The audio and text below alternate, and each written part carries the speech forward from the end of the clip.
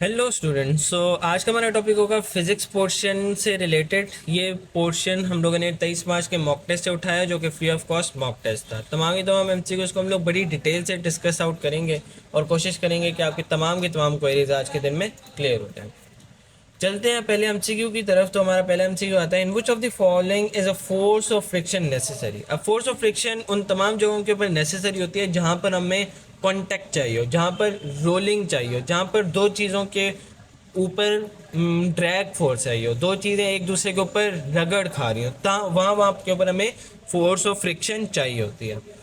तो चलते हैं। मैंने ball is bouncing of a wall, तो बॉल जब बाउंस करेगी, ये आपकी बॉल आई, ये बाउंस करेगी, ये बैक चलेगी, तो इसके अंदर आपको किसी भी किस्म की रगड़, किसी किसी भी किस्म की रगड़ या ड्रैग या कॉन्टेक्शन नज़र नहीं आया, जो डिलेड कॉन्टैक्ट होता है। मैंने कार इज एक्सेलरेटिंग, तो यस इसके अंदर आपको फोर्स ऑफ फ्रिक्शन चाहिए। क्यों? क्योंकि अगर एक कार जब मूव करी होगी एक स्मूथ रोड के ऊपर, तो उसके टायर्स ऑन रोड मूव करेंगे। अगर ये फ्रिक्शन नहीं होगी तो के टायर्स जो है वो स्लिप करेंगे, कार्स के टायर स्लिप करेंगे और हमारी गाड़ी इन टर्न मूव नहीं कर पाएगी।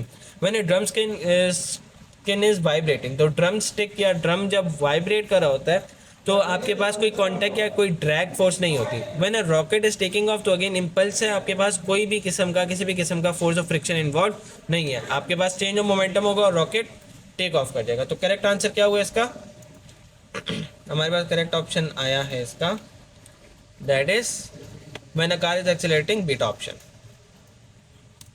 Next comes two bodies are following with negligible air resistance. अब आपको एक बात पता चल गई कि एयर रेजिस्टेंस नेग्लिजिबल है, एयर रेजिस्टेंस नहीं है आपके पास। और अगर एयर रेजिस्टेंस नहीं है तो आप तमाम फैक्टर्स को कंसिडर नहीं करेंगे जिनके अंदर आप एयर रेजिस्टेंस को देखते हैं। जैसे साइड बाय साइड गिवन, आगे बढ़ लेते हैं। Side by side above a horizontal plane one of the body.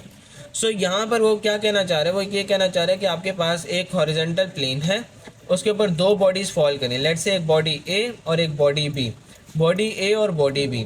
अब दोनों की एक्सेलरेशन क्या है? कांस्टेंट। नेग्लिजिबल एयर रेजिस्टेंस है, यानी दोनों के जो point of contact on horizontal surface है वो सेम होना चाहिए, भले कोई भी किसी भी किस्म की बॉडीज हो।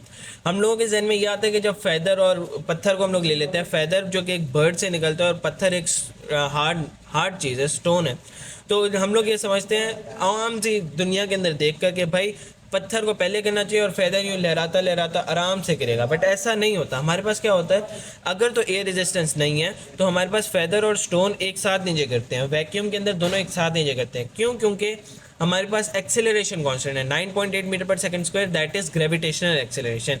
बट एयर रेजिस्टेंस क्या करती है? एयर रेजिस्टेंस इस फैदर की सरफेस एरिया ज़्यादा होने की वजह से इसे नीचे से रेजिस्ट कर रही होती है। जब ये रेजिस्टेंस पैदा होती है तो हम लोग कहते हैं कि भाई फैदर को ज़्यादा टाइम लगता है, क्यों? इसे रेजिस्टेंस को फेस करना पड़ता है। जबकि रॉक ऐसे यूँ ठक करके गिर जाता है, जबकि फैदर उसकी सरफेस एरिया ज़्यादा है, उसको रेजिस्टेंस फेस करते करते आराम आराम से गिरना पड़ता है। ओके, यहाँ पर एयर रेजिस्टेंस नहीं है, यानी दोनों को एक साथ गिरना चाहिए। One of the body is given additional horizontal acceleration. अब अगर हॉरिजेंटल एक्सेलरेशन की बात की जाए तो हॉरिजेंटल एक्सेलरेशन लेफ्ट राइट होगी हमारे पास। अगर हॉरिजेंटल एक्सेलरेशन दे रहे हैं तो उसका कोई भी ताल्लुक वर्टिकल एक्सिस के ऊपर नहीं आएगा, सिर्फ हॉरिजेंटल एक्सिस के ऊपर आएगा। ए लेफ्ट राइट ज़्यादा मूव करेगा, बट अप डाउन का उसके ऊपर कोई इफेक्ट नहीं आएगा। ड्यूरिंग, अब वो पूछता है ड्यूरिंग इट्स डिसेंट होगा क्या? Strike the plane at the same time as the other body. Yes, दोनों चीज़ें एक साथ नीचे जाकर हॉरिजॉन्टल प्लेन के ऊपर स्ट्राइक करेंगी। क्यों? क्योंकि आपके पास जो एक्सेलरेशन है, जो वर्टिकल एक्सेलरेशन है, वो कांस्टेंट है। हॉरिजॉन्टल कंपोनेंट का इसके ऊपर कोई इफेक्ट नहीं आएगा। स्ट्राइक द प्लेन अर्लियर, गलत। Vertical component of the its velocity is Altered. Vertical component को हम लोगों ने वेलोसिटी को छेड़ा ही नहीं था। Vertical component of acceleration is Altered. Vertical component को हम लोगों ने छेड़ा ही नहीं था, हॉरिजॉन्टल कंपोनेंट को छेड़ा था। सो the correct answer is alpha. Let's move on. A lead ball strikes a wall and falls down. A tennis ball having the same mass and velocity strikes the wall and bounce back. Check the correct statement. तो अब इसके अंदर क्या हो रहा है? Lead ball को strike जब किया गया वॉल के ऊपर, जब लेड बॉल ने स्ट्राइक किया वॉल के ऊपर, तो आपके पास वो लेड बॉल इतनी अच्छी तरह से बाउंस बैक नहीं हुई। जाहिर सी बात है, आप जब मेटल को फेंकोगे वॉल की तरफ तो वो बाउंस बैक नहीं होती। बट एक टेनिस बॉल जो कि हवा से भरी हुई है, जिसके इलास्टिसिटी है, वो जब आप वॉल की तरफ फेंकते हो तो वो आपके पास वापस आ जाती है। मेजर रीज़न क्या है? Change of momentum. जो टेनिस बॉल है उसके चेंज ऑफ मोमेंटम ज़्यादा हुआ था। क्यों? उसकी इलास्टिसिटी ज़्यादा है, चेंज ऑफ मोमेंटम ज़्यादा होता है। क्यों? क्योंकि उसके अंदर law of conservation of energy के अंदर जो कंजर्वेशन ऑफ एनर्जी वो ज़्यादा हुई थी। हमारे पास काइनेटिक एनर्जी ज़्यादा कंजर्व हुई थी, जिसकी वजह से बॉल जितनी स्पीड से गई उतनी स्पीड से तकरीबन वापस भी आ गई। जबकि लेड बॉल के अंदर कंजर्वेशन ऑफ एनर्जी पॉसिबल नहीं होती। Conservation of kinetic energy to be very specific, वहाँ पर हीट के अंदर कन्वर्ट हो जाती है, साउंड के अंदर कन्वर्ट हो जाती है और बहुत सारी एनर्जी के लॉसेस पैदा हो जाते हैं जिसकी वजह से वो बाउंस बैक नहीं कर पाती। तो हम लोग यहाँ पर स्टेटमेंट्स को पढ़ लेते हैं। The lead ball suffers the greater change in momentum, नहीं, अभी अभी हम लोगों ने बात की कि टेनिस बॉल ज़्यादा चेंज इन मोमेंटम सफर करता है, क्यों? क्योंकि उसके पास इलास्टिसिटी ज़्यादा है। So beta will be the right answer. Let's move on. Next आपसे आता है if a body is moving with uniform velocity then its average velocity is equal to, अगर तो एक बॉडी यूनिफॉर्म वेलोसिटी से मूव करिए, लेट्स से पॉइंट ए से point B तक, और उसकी कंटिन्यूस वेलोसिटी 2 आ रही है, 2 मीटर पर सेकंड, 2 मीटर पर सेकंड, 2 मीटर पर सेकंड, 2 मीटर पर सेकंड, 2 मीटर पर सेकंड, तो आप ये कह सकते हो कि भाई अगर आप बीच में कहीं पर भी उसकी वेलोसिटी मेजर करोगे तो वो भी वेलोसिटी क्या आएगी, 2 मीटर पर सेकंड।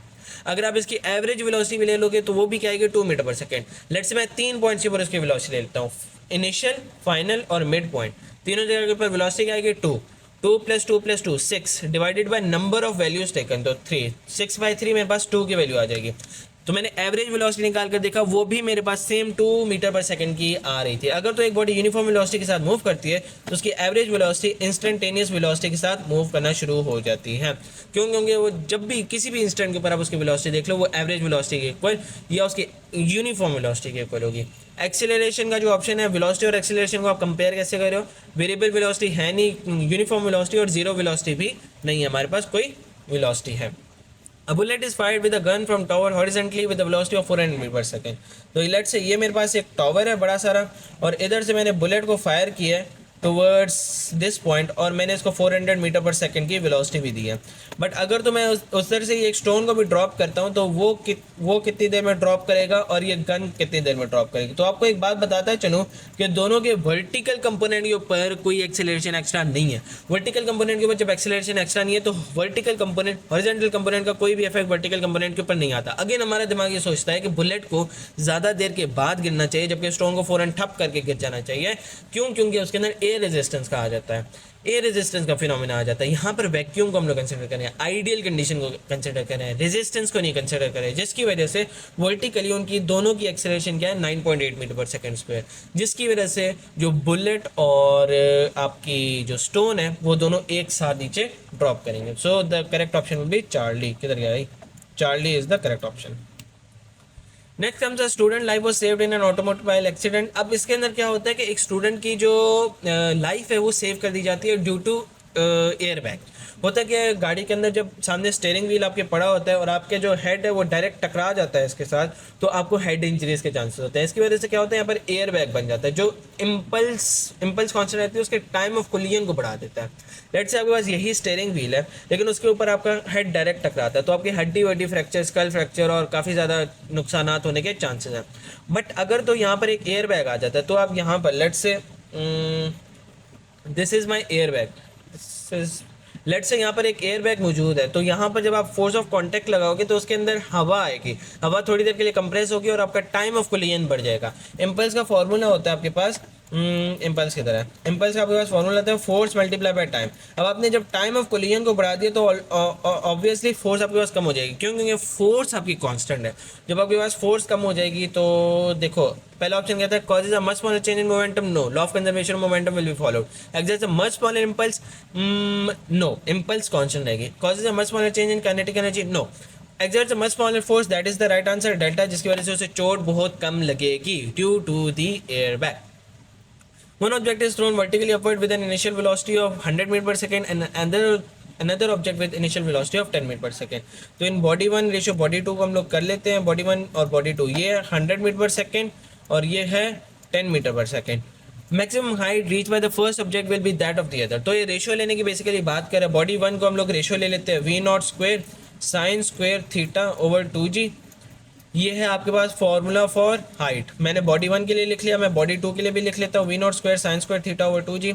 आप लोगों को ये फॉर्मूला याद होना चाहिए, प्रोजेक्टाइल मोशन का फॉर्मूला है। जब भी हम लोग वर्टिकली अपवर्ड या किसी भी एंगल से बॉडीज़ को फॉल करा रहे होते हैं या मूव करा रहे होते हैं तो हम लोग ये फॉर्मूला इसका इस्तेमाल करते हैं।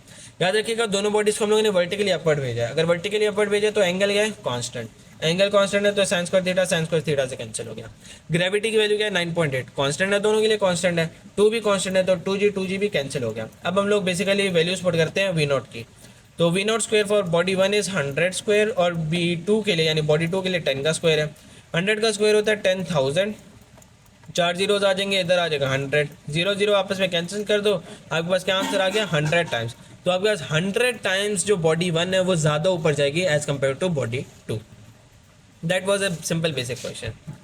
Next comes a feather. Initially, a dress is released in a vacuum 12 meter above the surface of the earth. Which of the following statement is correct? Again, feather है, air resistance negligible है। The maximum velocity of the feather is 9.8 meter per second। नहीं, acceleration is 9.8 meter per second square, not velocity। velocity नहीं, acceleration का मतलब है हर second के बाद 9.8 metre पर सेकंड की velocity इंक्रीज हो रही है। पहले 9.8 थी, देन 19.6 होगी। या अगर आप acceleration को 10 मीटर पर सेकंड स्क्वायर ले रहे हो तो इनिशियली velocity 10 होगी, देन 20, देन 30, देन 40, देन 50, इसी तरह हर सेकंड के साथ velocity बढ़ती जाएगी। The acceleration of the feather remains constant during the fall। Yes, that's a correct option। Gravity constant रहेगी आपके पास। Next, the acceleration of the feather increases during the fall। acceleration he velocity increase करेगी। acceleration of feather decreases until terminal velocity is reached। Terminal velocity का concept तब आता है जब air resistance होती है। एक वक्त आता है जब आप इतनी तेज डिसेंड कर रहे होते हैं कि एयर रेजिस्टेंस और वेलोसिटी आपस में एक दूसरे को कैंसिल आउट करना शुरू कर देते हैं। तो एयर रेजिस्टेंस होगी तो टर्मिनल वेलोसिटी का कॉन्सेप्ट आएगा, वैसे टर्मिनल वेलोसिटी का कॉन्सेप्ट नहीं आएगा, ना ही एक्सेलरेशन डिक्रीज करती है। So the correct option is beta.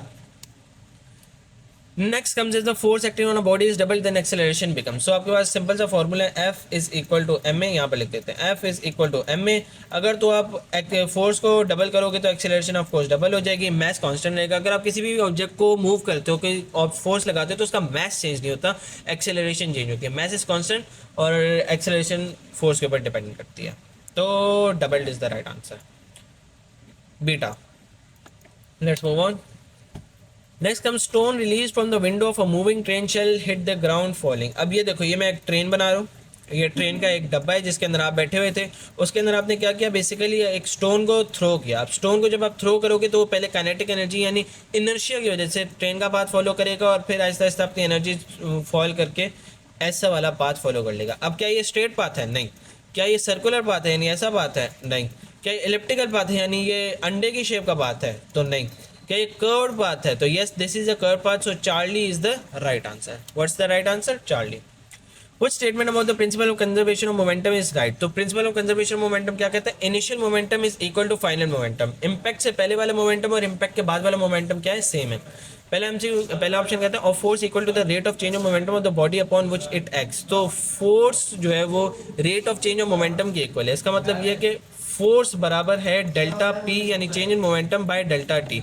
बात तो ये सही कर रहा है पर law of conservation of momentum की स्टेटमेंट नहीं एक्सप्लेन करा। Next, in a perfectly elastic collision the relative momentum of a body before impact is equal to the relative momentum after impact। that's the statement। relative momentum जो impact से पहले वो बराबर होगा relative momentum after impact। so this beta is the right answer। next आता है the momentum of the body is the product of mass of the body and its velocity। again ये बात तो सही कर रहा है, momentum is equal to mass और velocity dot product के बराबर होता है, but that's not the statement of law of conservation of momentum। the total momentum of a system of interacting bodies remain constant providing no external force acts। तो total momentum of a body constant ही रहता है आपके पास। ये बात भी सही कर रहा है, जब तक एक्सटर्नल फोर्स नहीं आती, फोर्स आएगी तो मोमेंटम के अंदर चेंज आएगा, but this is also not a statement of law of conservation of momentum. So beta is the right answer, that is impact से पहले वाला मोमेंटम और इंपैक्ट के बाद वाला मोमेंटम सेम रहेगा। This was the end of our today's discussion. आज हम लोगों ने फिजिक्स पोर्शन के तमाम एमसीक्यूज को बड़ी डिटेल से डिस्कस किया। अगर आपको ये वीडियो पसंद आई है तो जरूर उसको लाइक, शेयर और सब्सक्राइब कीजिएगा। ये तमाम के तमाम mock test free of cost होते हैं हमारे पास। आप इन मॉक टेस्ट की डिस्कशन भी फ्री ऑफ कॉस्ट होती है। मैंने अब तक व्हाट्सएप का नंबर दिया हुआ है, नीचे व्हाट्सएप ग्रुप का भी लिंक दिया हुआ है। अगर आपको फिर भी कोई एमसीक्यू नहीं समझ में आता तो कमेंट सेक्शन है, व्हाट्सएप का नंबर है। और अगर आपको free of cost mock test देने हैं तो आप नीचे व्हाट्सएप ग्रुप ज्वाइन कर सकते हैं या मुझे मैसेज कर सकते हैं, मैं आपको ऐड कर दूंगा।